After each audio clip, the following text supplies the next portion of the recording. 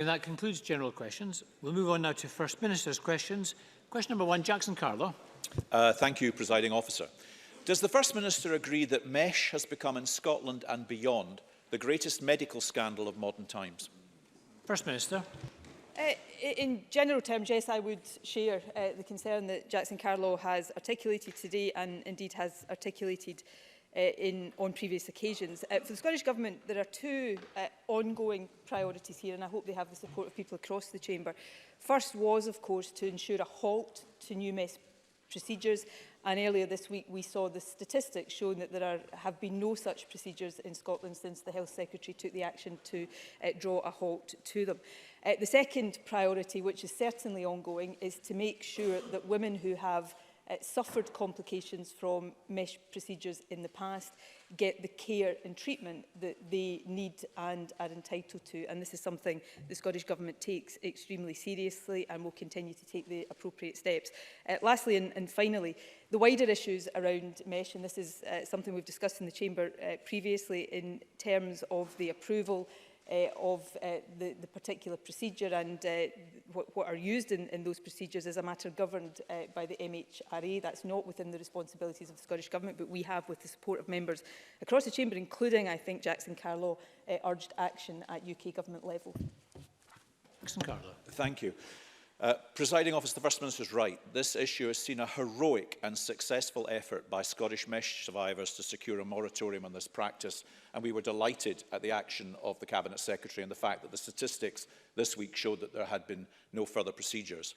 We had hoped that for those women in desperate need of MESH removal surgery, Scotland would welcome the pioneering American surgeon, Dr. Dionysius Veronicus, to undertake MESH removal, which will change hundreds of lives. Yet we now learn that Dr. Veronicus has called off, mostly it seems due to a coordinated attempt to block him by powerful people within the NHS and the medical hierarchy. Presiding Officer, my constituent Lorna Farrell raised thousands of pounds herself to travel to the United States to be operated on privately and have her MESH successfully removed by Dr. Veronicus there. Surely the First Minister will agree that it's unacceptable of women, having been harmed, however inadvertently, by our own Scottish NHS, have to raise thousands of pounds to then undergo a horrendous journey while enduring severe pain and difficulty to have that wrong righted privately in the United States. First Minister. Well, again, can I say to Jackson Carlow that I have enormous sympathy with the sentiments that he expresses today on behalf of his constituent, but those sentiments, of course, could be expressed on behalf of any woman who has suffered complications and is suffering from a MESH procedure. Let me address very directly the issue of the specialist from the United States, Dr. Veronicus. The Scottish Government wants him to come here, and that remains the case. For him to be able to treat patients here, however, certain General Medical Council requirements have to be met. The Scottish Government has no discretion to waive those. One of those is the need for a contract of employment from the National Health Service. That necessitates clinicians from here going to see him in the United States. We had hoped that would happen in August. Due to clinical commitments here, by clinicians here, that had to be postponed. Clinicians from here will visit the United States in November next month and remain willing to meet with Dr. Veronicus if he agrees to reconsider his position. I very respectfully concede that that is entirely a matter for him. Jackson Carlow talked about efforts on behalf of senior influential people. I am not aware of any such efforts, and let me be very clear about that. And it would not be acceptable for anybody within the medical community here to be seeking to block that, and it is not my understanding that that is the case. Indeed, it was the Chief Medical Officer here who personally invited Dr. Veronicus to come to Scotland, and as I said at the outset of this answer, it remains our wish that that can happen. Jackson Carlow. The clear suspicion of many is that there is a professional and institutional campaign to frustrate Dr. Veronicus's involvement. It's the view of many that establishment figures in the NHS are trying to protect their own backs, and I exclude any blame or suggestion of it from the Cabinet Secretary personally here.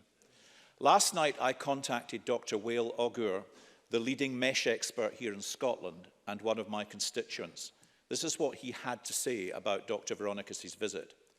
I can confirm that surgeons here felt deeply threatened by Dr. Veronicas' offer to visit Scotland. No doubt there is a professional conspiracy against his visit.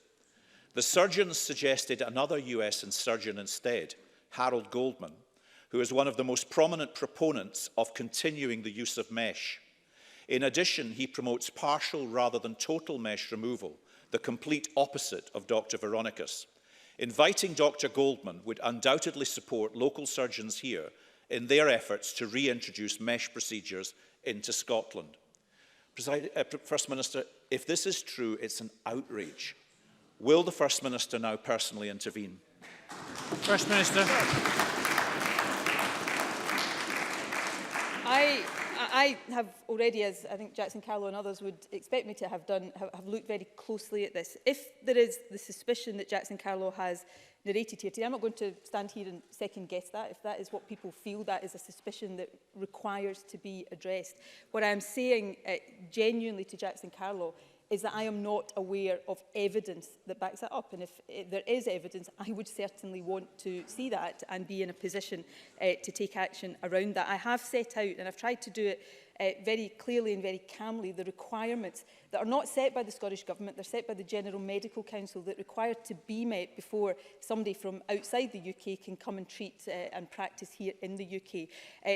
Those requirements to be met required clinicians from here to go to the States. It is regrettable that that visit planned for August had to be postponed, but that visit will now take place, and if Dr. Veronicas is prepared to reconsider his position, then that will be an opportunity for that requirement to be fulfilled. I think everybody wants patients to have the treatment that they need, and let me say this point very clearly as well, the treatment that is considered to be clinically right for them, but also treatment that they themselves have confidence in and can be assured about the efficacy of. And I am prepared as First Minister to consider all options to make sure that women get that treatment. And we will continue to do that, because I do not underestimate at all in any way, shape or form the suffering, the stress, the pain and the anxiety that many women have suffered as a result of this. Jackson Carlow. I thank the First Minister for that. I can say the women have complete confidence in Dr. Auger, who is actually acting within the Scottish Government's own review group. And they have complete confidence in Dr. Veronicas, particularly my constituent, who is a living example of the success of his mesh removal procedures. Her life is transformed, and it's hugely emotional to meet her and see that. My principal concern remains firmly for the women affected. Arguably, the moment for a public inquiry may, depending on events, be coming. However, during this decade-long scandal, many of the affected women feel they have been unable to meet and discuss their experience directly with the First Minister. They feel that the urgency of their situation now needs the direct support and engagement of the head of their government. So together with MSPs from across the chamber, will the First Minister agree today to meet the affected women directly in early course, listen to them and give them the personal commitment, leadership and attention of the First Minister to get their lives sorted? First Minister.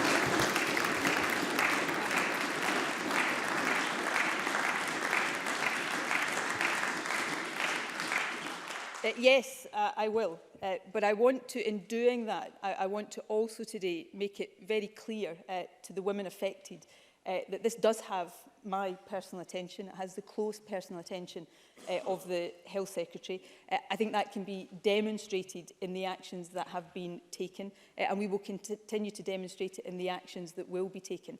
I obviously understand the deep emotion that many feel about this, obviously the women affected, but those who have direct contact with the women affected.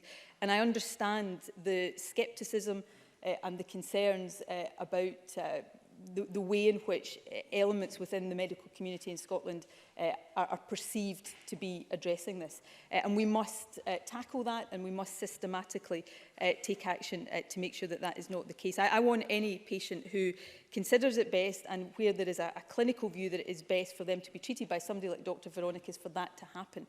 I obviously cannot stipulate that he agrees to come here, but if he is willing to reconsider his position, then the steps are in process to fulfil the requirements to allow that to happen. Beyond that, we will openly consider any other options to make sure that women get access to the care and treatment that they need. And that is a commitment that the Health Secretary has previously given, I have previously given, but I have no hesitation in giving it again today.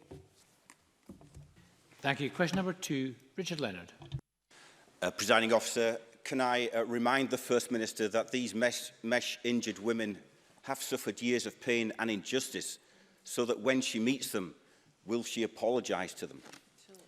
One woman who contacted us spoke of having 6 surgeries, including a hysterectomy.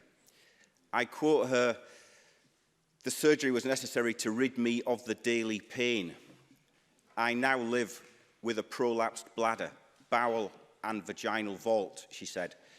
"I need to take a cocktail of medication daily, 18 tablets.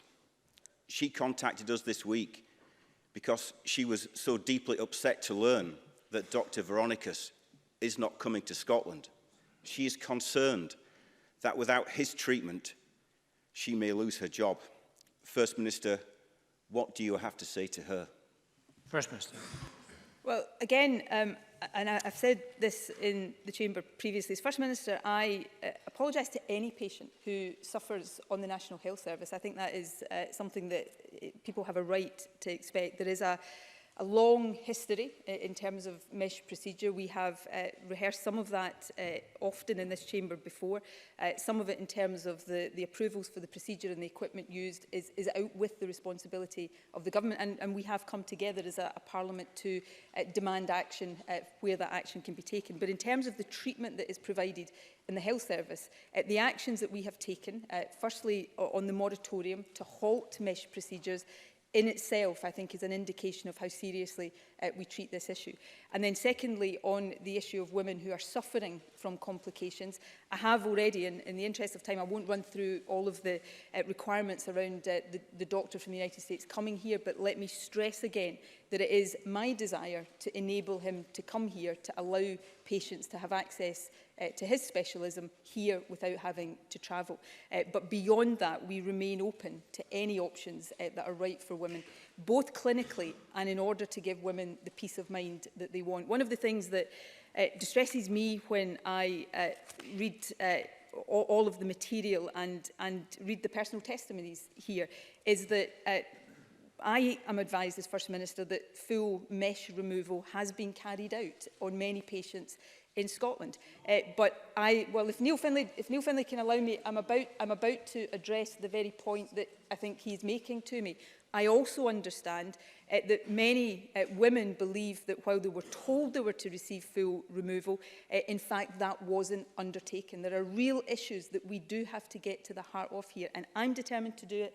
The Health Secretary is determined to do it. Many members in this chamber have been incredibly constructive in the approach to this, and I hope that together, taking the full responsibility of government as it is incumbent on me to do, then we can make sure that some of the historic issues are fully looked into, but in the here and now, women who are suffering get access to the treatment that they need. Richard Leonard. Thank you, Presiding Officer. And there was indeed cross-party support for the moratorium, and this week's figures are welcome. The First Minister spoke earlier of looking for evidence of obstruction.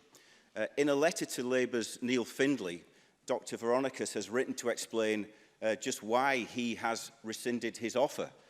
And he cites delays and disrespectful behaviours. But he also said this, and this is serious and reflects something which the First Minister has just alluded to. He said in his letter to us, and I quote him, "The Scottish mesh injured women are vindicated in what they presented to Minister Freeman in March 2019. What has been recorded in their medical records as a full removal was not. It was a partial removal." First Minister, why have these women been misled, and what are you going to do about it? First Minister. Well,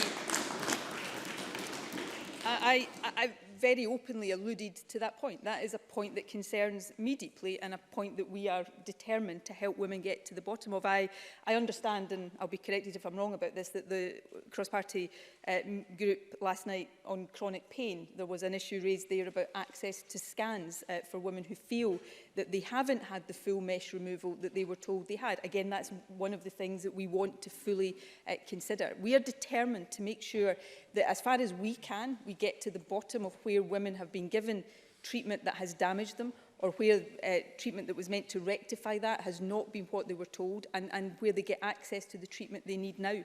I've set out very clearly and very openly some of the issues. I regret the delays around trying to meet the requirements to have Dr Veronicas come here, but those are requirements that the Scottish Government weren't able simply to waive, the requirements of the General Medical Council. But it is the case that there will be clinicians from Scotland visiting the United States next month.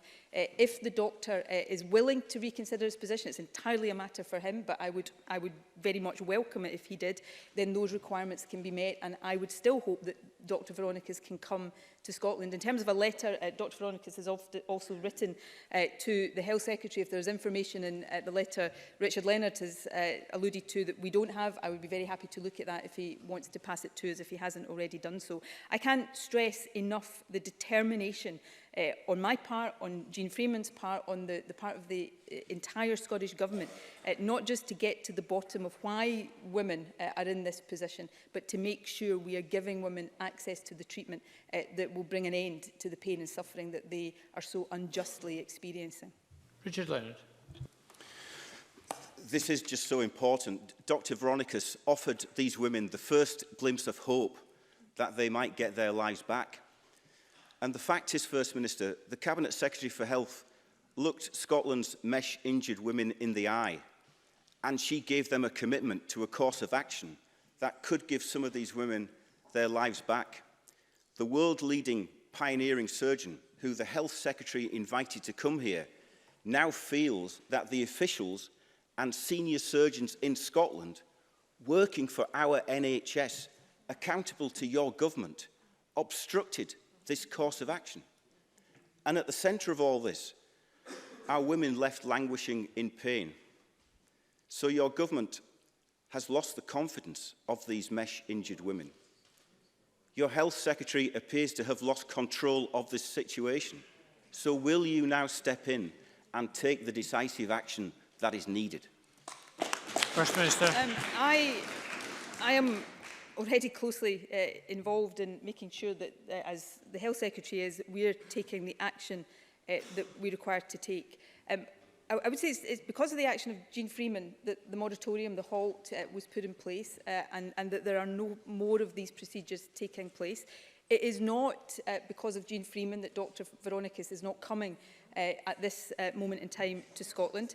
I have set out the requirements that have to be met, and that they're not Scottish Government requirements, and how we are trying to meet them. I'm more than happy to speak to the doctor personally. I am not aware, and I say this openly, because if anybody has evidence of the kind of obstruction that is being talked about here now, then I want to know about that. But based on the information I have, the attempts to get the doctor here have been made and will continue to be made if he remains willing. So I can't be any clearer than that than I have already been. There is an absolute determination to make sure that we take the necessary action here, and I hope we continue to have the constructive support of members across the chamber, including Jackson Carlow and Richard Leonard, that we've had in the past, because it is not a matter of party politics. This is a matter of doing the right thing, and we are all determined to do that. Thank you very much. We're going to move on to some constituency supplementaries. The first from Edward Mountain, to be followed by John Mason. Edward Mountain. Thank you, Presiding Officer. First Minister, the new Highland prison has been delayed for years, and the current prison is no longer fit for purpose. It's overcrowded. 200 prisoners from the Highlands and Islands have been dispersed elsewhere. Seizures of drugs, weapons and mobile phones have increased. And we learned today from the Press and Journal's work that key areas of the prison are without CCTV, endangering prison staff. First Minister, is it not time that the safety and welfare of our Highland prison staff was made a top priority? And will you or your Cabinet Secretary meet jointly with me and prison staff to try and resolve the safety issues at HMP Inverness? First Minister. Well, the Justice Secretary, of course, would be happy to meet with members to discuss issues in our prisons. We are committed to ongoing investment in our prison estate. We are committed to modernising and improving that prison estate. Of course, security, not just in terms of prisoners, but security for staff who work in our prisons is extremely important. CCTV is important. The SPS have other security measures beyond CCTV for staff and people in their care within HMP Inverness in particular. So we will continue to do that, and we're happy to discuss these plans in more detail. But we will also continue to take action to reform our justice system, to tackle the fact that while we have crime that is amongst the lowest levels we've seen for 40 years or more, we have proportionately the highest prison population in the Western world. That's why we are taking action to have the presumption against short-term sentences, to have more alternatives to custody, which are better for rehabilitation and reducing reoffending as well. And I would say to the member, to the best of my memory, the Conservatives have opposed every single one of those reform proposals. So this is a serious issue, and perhaps if the Conservatives were to engage with it a bit more seriously, constructively in the round, we might make more progress than the progress that we're making to date. John Mason, to be followed by James Kelly. John Mason. Thank you. I think the First Minister will be aware that Glasgow City Council has expressed concern about the level of gambling adverts, especially that young people are exposed to. And I wonder if she has or she can have discussions with the Council about that. Minister. Well, this obviously is an important issue. I am aware of recent discussions within Glasgow City Council about problem gambling within the city and the impact that advertising is having on that. I understand that the Council is planning to hold a summit to develop plans to ensure that people are aware of the risks and harms associated with gambling. While advertising is the responsibility of the UK-wide Advertising Standards Authority, we're committed to exploring what more we can do to help deal with the problem of gambling. Of course, it would be more effective if all powers associated with gambling were devolved to this Parliament so that Scottish solutions could be taken forward more quickly. James Kelly, to be followed by Adam Tompkins. Thank you, Presiding Officer. This week, the Chief Executive of the Scottish Prison Service, Colin McConnell, told the Justice Committee that a replacement for Barlinnie Prison in Glasgow would not be operational until 2025, 6 years later than planned. Audit Scotland has deemed that the building is high risk, and indeed it's 50% over capacity, with many prisoners having to share cells, and of those shared cells, 92% were designed for single occupancy. The Chief Executive also stated that current contingency plans, if there was an emergency, simply involved moving prisoners to another location with mattresses and a floor. This is an unacceptable and unsustainable situation. So, can I ask the First Minister what steps the Government will take to address the chronic position at Barlinnie Prison, and what plans they will put in place to address the crisis in the Scottish Prison Service around overcrowding, underfinancing and staffing? First Minister. Well, these are serious issues which the Government, indeed at Cabinet level, pay very close and very regular attention to. A replacement for Barlinnie Prison is, of course, one of our key infrastructure priorities. The SPS is progressing with plans for the development of the new prison in Glasgow, and negotiations for purchase of a site that has been identified are underway. However, we also acknowledge that as a result of the recent rise in the prison population, interim measures are needed to improve current conditions at Barlinnie, and action will be taken in that regard. We're also closely working with the prison service to ensure that robust measures are in place to ensure the safety of both staff and prisoners who are in the care of Barlinnie. I think it is worth pointing out, in addition to the point I made to a previous question about investment in our prisons being very important, but we also have a challenge as a country I think, to rebalance our justice policy so that we don't have so many people going into our prisons when actually more effective sentences would be available elsewhere. But it's also worth pointing out that since 2007, the Scottish Government has invested almost £600 million in the prison estate, including for 3 new prisons, Lowmoss, Addywell and Grampian, and refurbishment of existing prisons at Pullman, Edinburgh, Glenorchy, Shotts and Perth. And we will continue to make sure that those investments are made so that we are easing the pressure on the prison estate overall, but certainly and in particular including Barlinnie. Adam Tompkins. First Minister, the SNP's Lord Provost has ripped off the people of Glasgow. Isn't it time she went? First Minister. Well, Eva Bollander, who I think is an excellent Lord Provost for the City of Glasgow, has, I think rightly and very frankly, reflected on some of the expense claims she made, all of which I will say were within the rules, but nevertheless reflected on those and decided herself that she should not have made certain claims. I think that is the right decision. Beyond that, I think all of us as elected politicians have to be careful and considered about our expense claims. But I don't think any of us want to have a situation where it's only people who can take on those roles, particularly those like Lord Provost, that require attendance at a lot of formal function, that it's only people who can afford to equip themselves for that that can take on those roles. So I think the Lord Provost has herself reflected, and I think she was absolutely right to do so. Question number 3, Patrick Harvey. I hope the whole chamber will join me in expressing solidarity with the Kurdish people, betrayed and abandoned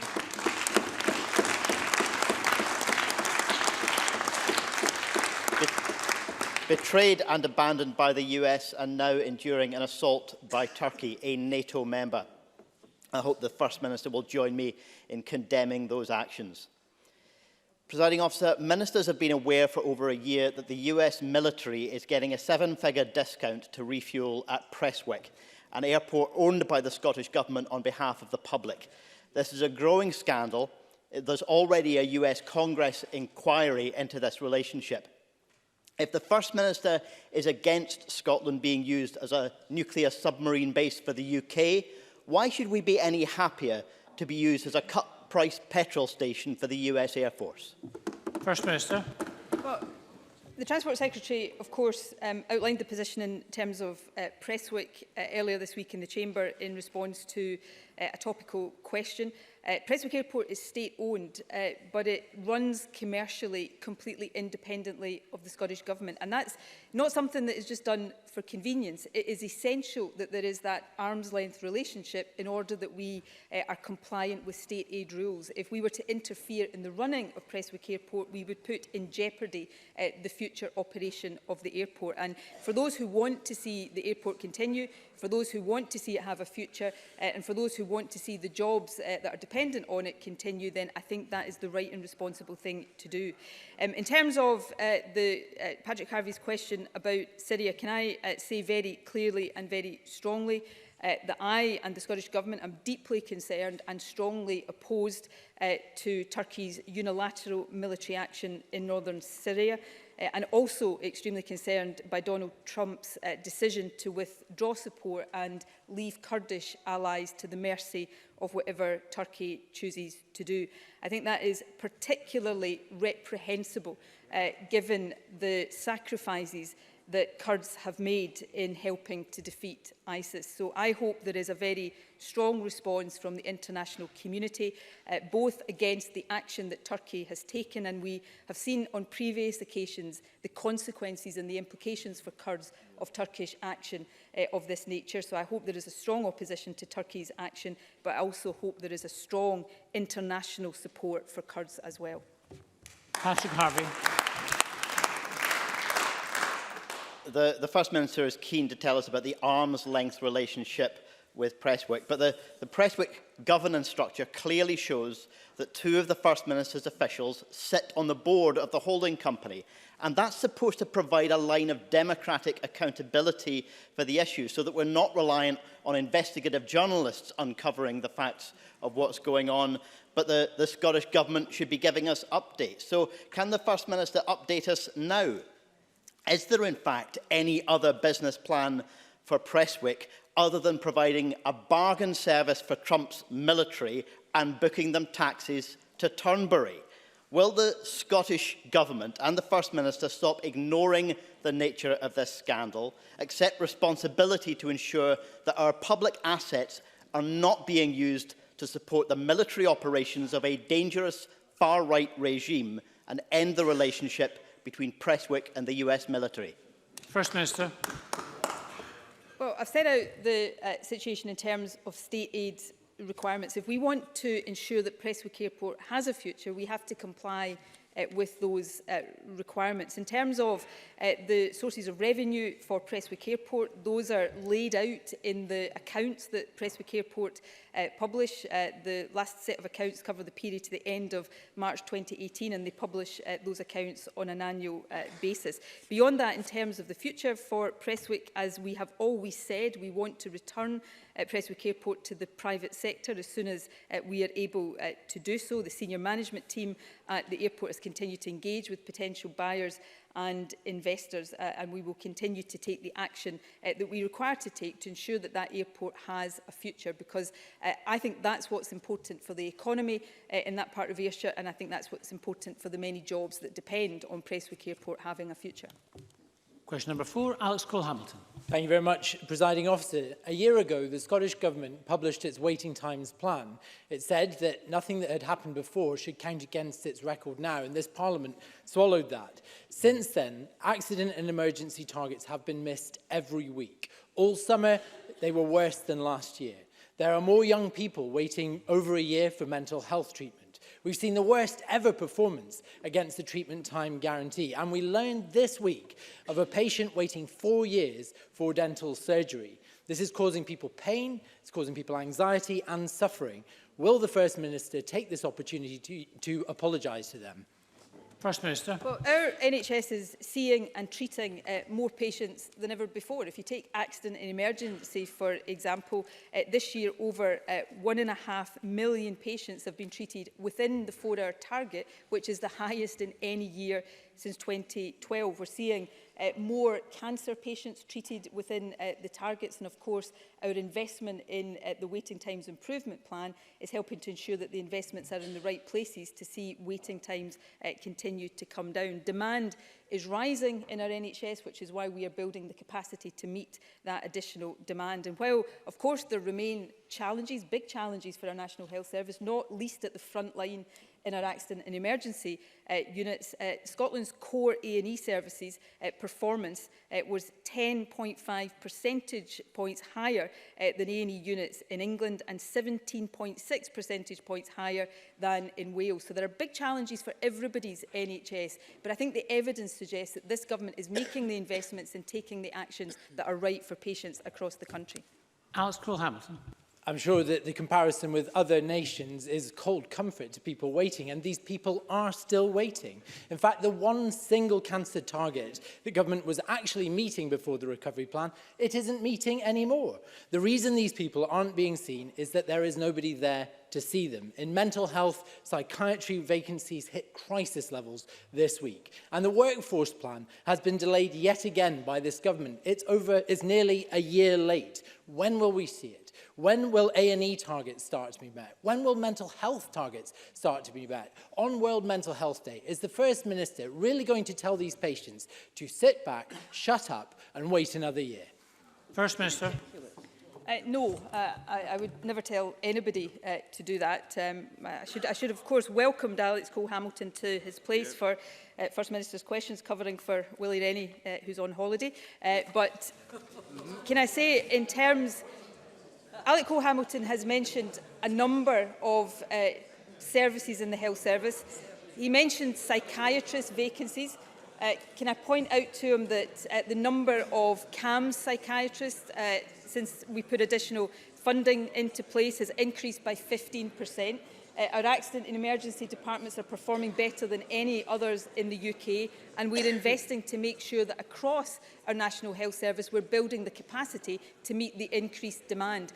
Cancer has been mentioned as well. We are seeing more cancer patients within the target times than previously. So we will continue to make these investments so that we have a health service that is delivering the excellent treatment for patients that the vast majority of patients across the country already consider that our National Health Service is delivering.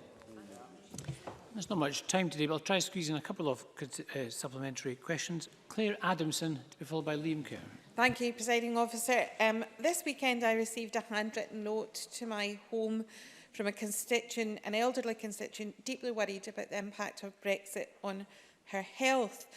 I have kept her informed of the ministerial statement from Tuesday and hope she takes some comfort from the work that the Scottish Government is doing to mitigate any circumstances. However, is the First Minister aware of the comments of Dame Sally Davies, the outgoing Chief Medical Officer of England, who this morning said of medicine supply in the event of a no-deal Brexit, and I quote, "There may be deaths, we can't guarantee there won't." First Minister. Well, I have seen the comments that Dame Sally Davies has made this morning. They are absolutely horrifying. I mean, she has said that lives are at risk and it can't be guaranteed that people won't die because of potential medicine shortages and the impact of a no-deal Brexit. And if nothing else that has been said over recent weeks and months about the consequences of a no-deal Brexit has made any difference to the UK Government, then I really hope that these comments today will make that difference. Michael Gove, I know, is in Scotland for meetings later on today, and the question to him really has to be, do people have to die before this UK Government comes to its senses and rules out a no-deal Brexit completely? It is absolutely unconscionable that it is still being contemplated, and that at times it appears to be the desired policy of the Prime Minister and others. And it is absolutely beyond belief, particularly in light of comments like this, that Jackson Carlaw and the Scottish Conservatives seem quite happy to back Boris Johnson in taking the UK out of the EU with no deal. I don't think people in Scotland will readily forgive them for that.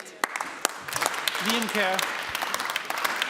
Thank you, Presiding Officer. On the 11th of September, the Justice Secretary tweeted that he would meet with Alicia McPhail's family to discuss their concerns about the justice system. As of yesterday, the family were very upset that they had had no contact, not even a phone call.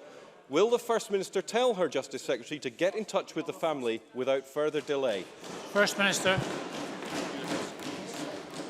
No, I'll continue to support my Justice Secretary in taking the appropriate and sensitive and right action that he's taken. Just to be clear, Presiding Officer, the Justice Secretary made a commitment that he would meet with Alicia McPhail's mum before he met with any other members of the family. Unfortunately, for entirely understandable reasons, that meeting had to be postponed by Alicia's mum. So the Justice Secretary will honour that commitment to meet with the little girl's mum. And when he has done so, he will, as he said he would, meet with other members of the family. I really honestly don't think we should be trying to make party political points out of such a tragic case. Question number 5, Tom Arthur. To ask the First Minister how the Scottish Government is marking Challenge Poverty Week. First Minister. Well, I think Challenge Poverty Week is very important. It is a reminder that we must continue with the actions we are taking to tackle poverty. Our current actions are supporting low-income households, including targeted support of £1.4 billion last year. In addition, we've delivered over 87,000 affordable homes since 2007. Our increase in early learning and childcare will be transformational in supporting parents. We're also investing in new parental employment support. And of course, through our new Scottish Child Payment, we will lift 30,000 children out of poverty. Of course, it's clear that the biggest danger to increasing poverty is the UK Government's continued welfare cuts and the risk of a no-deal Brexit, which could in itself push 130,000 people in Scotland into poverty. Tom Arthur. Can I thank the First Minister for that answer? Parliament will be aware that last week the UN Special Rapporteur said that Scotland is on a very different trajectory than the rest of the UK. He also said that the spirit of the welfare state is alive and humming in Scotland, but is waning elsewhere.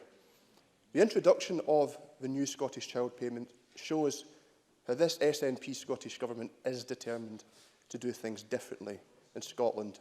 The policy will be transformative. But can the First Minister tell the Chamber what impact the Scottish Government could make if it didn't have to spend millions mitigating the most harmful UK government policies, such as welfare cuts and a no-deal Brexit? First Minister. Well, right now, even before we contemplate a no-deal Brexit, we are currently spending £100 million every year to protect people from the UK government's welfare cuts. The UN Special Rapporteur described that as an outrageous situation, and I thoroughly agree with that. These are funds I think all of us would rather be investing in our own policies to tackle poverty. We are taking bold and radical action. The new Scottish Child Payment was described by poverty campaigners as a game changer, and that's the kind of action we will continue to take to make sure we're doing everything that we can to tackle poverty. But as the seemingly rapid acceleration towards a no-deal Brexit continues, then that makes it all the more obvious that we need to get powers out of the hands of Boris Johnson and his ilk and into the hands of this Parliament, so that we don't have to put up with Tory welfare cuts anymore, because we can take the right decisions here in the first place to help lift people out of poverty and create a better, fairer country for everybody. Question number 6, Brian Whittle. Thank you, Presiding Officer. To ask the First Minister what action the Scottish Government is taking to address the reported staffing shortfalls in psychiatric services, particularly those for children. First Minister. We're investing £54 million in a package of support to improve access to mental health services for adults and children, providing funding for additional staff and workforce development. In 2018, we saw an improvement in recruitment to psychiatric specialities. There has also been an increase of 15% in the number of CAMS psychiatrists since additional funding came into place in March 2016. We've also provided funding of over £12,000 to the Royal College of Psychiatrists for their Choose Psychiatry campaign to promote psychiatry as a career in Scotland. Brian Whittle. I thank the First Minister for that answer. And I was interested to listen to your answers and your response to Alex Cole-Hamilton's questions, because I received correspondence from the Royal College of Psychiatrists stating that more than 1 in 6 consultant children and adolescent psychiatric posts are vacant. To compound this pressure in services, the report in CAMS, 40% of children and adolescent psychiatrists are anticipated to retire within 5 years. But of course, it takes 6 years training for a junior doctor to gain consultant status, and then they report a decrease in the numbers choosing to progress from core to higher psychiatric training. So we have a growing demand, an already high vacancy rate, compounded by a large number of psychiatrists approaching retirement age. So, First Minister, when will the Scottish Government produce a realistic workforce plan that can meet these escalating challenges and ensure that our children receive the mental health care they deserve? First Minister. We are already taking action, and as I'm about to set out, that action, while there is still work to do, is already having an effect. There are challenges in a number of medical specialties around recruitment. These are not unique to Scotland. They're experienced in other parts of the UK and indeed other parts of Europe and the world. Those challenges are not made easier if we make it harder for people to come here as a result of Brexit or Tory crackdowns on immigration. And I think that's a point that we should not stop making. But in terms of psychiatry, we have, as I said in my original answer, we've seen an increase in the number of CAMS psychiatrists since we made additional funding available in 2016.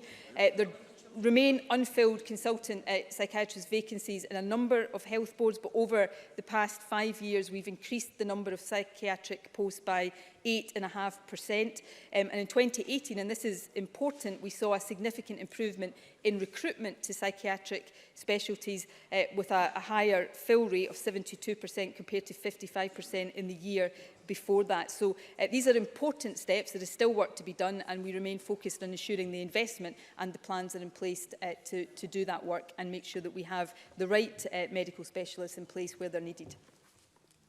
Thank you very much. And that concludes First Minister's questions.